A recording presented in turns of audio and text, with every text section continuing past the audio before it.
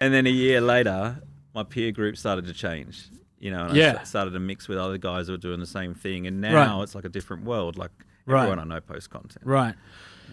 And so I think for me, that's one of the scariest things that can exist for an entrepreneur. And I kind of refer to this as the 1% and the 99%. And I don't say that from a hierarchical perspective or better than, worse than, whatever. It's just true that business owners and entrepreneurs are wired differently to the vast majority of people. And my biggest concern for 1%ers is that they operate in a world where they're surrounded by 99%ers who just don't understand what the fuck they're doing. And the biggest concern there is that they convince you that you're stupid. They convince you that what you're doing is useless. They convince you that you're getting too big for your boots, and eventually you quit and you join the 99%ers.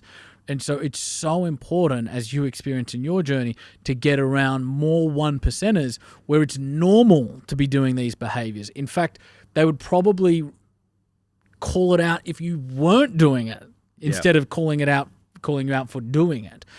And so as a 1%er, I believe that we all have to get around other 1%ers where you almost have the peer pressure is not to shrink. The peer pressure is to perform.